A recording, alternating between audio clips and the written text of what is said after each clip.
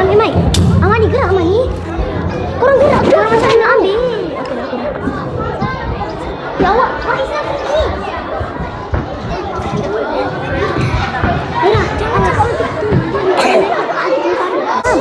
Sakit kaki langgar batu-batu.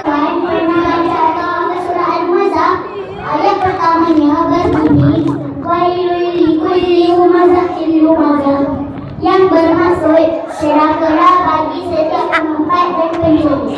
Tapi kawan-kawan tahukah kenapa Allah Subhanahu wa taala turunkan surah ini kepada Nabi Muhammad SAW? Mari pasalkan ini dan dengar cerita daripada kami.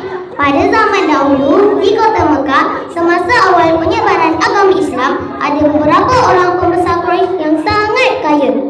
Salah seorang daripadanya bernama Umayyah bin Khalaf. Dia ini ibarat jutawan zaman dahulu.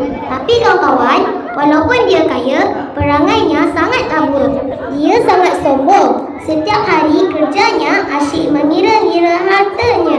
Dia sangka dengan duit yang banyak itu, dia akan hidup selama-lamanya dan tak akan mati. Yang paling sedih, orang kaya ini sangat benci kepada Nabi Muhammad SAW dan orang-orang Islam, terutamanya orang Islam yang miskin. Setiap kali Nabi Muhammad SAW atau sahabat baginda lalu di hadapan mereka, mulalah dia buat perangai jahat. Dia melakukan dua perkara buruk. Pertama, humazah, mengumpat. Dia suka berbisik-bisik, mengumpat dan bercakap buruk di belakang orang Islam. Tengok orang-orang Islam tu.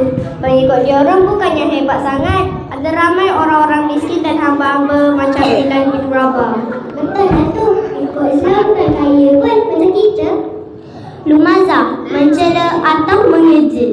Dia suka mengejek secara terang-terangan. Dia akan jeli lidah, jeling-jeling mata, buat gaya tangan yang menghina dan mentertawakan orang Islam. Jangan percaya cakap Muhammad. Dia tu penipu. Jangan percaya. Muhammad tu ahli sihir sebab tu dia boleh nampak masa depan. Orang hebat macam kita mana boleh setara dengan hamba. Kawan-kawan rasa baik tak perbuatan macam tu? Mestilah tidak kan? Perbuatan ini sama macam perbuatan membuli kawan-kawan di sekolah. Nabi Muhammad SAW merasa sedih melihat sahabat-sahabat baginda dihina.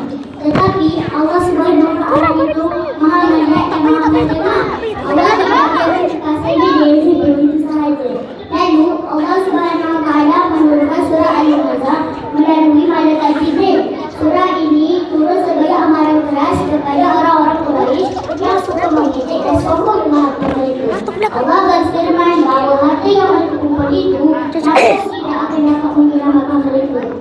Malah orang yang suka mengejek, mengumpat dan membela orang lain ini akan dicampakkan ke dalam sejenis neraka yang bernama Qamah, iaitu api yang menyala-nyala dan menghancurkan. Menakutkan bukan? Kawan-kawan yang disayangi, daripada kisah asbabun nuzul surah Al-Humazah ini ada 3 pelajaran penting untuk kita ambil. Yang pertama, jangan sesekali kita mengejek, memanggil kawan yang terlarang buruk atau membuli kawan di sekolah. Tindakan itu dibenci Allah. Yang kedua, jauhi sikap suka mengumpat atau berbisik-bisik, bercakap buruk pasal orang lain. Yang ketiga, kalau kita ada pensel warna yang mahal, kasut sekolah yang berjenama atau duit belanja yang banyak, janganlah kita sombong. Harta ini semua pinjaman Allah sahaja. Oleh itu, marilah kita jadi insan yang berakhlak mulia, saling menghormati dan menyayangi kawan-kawan kita. Jom nasyid bersama.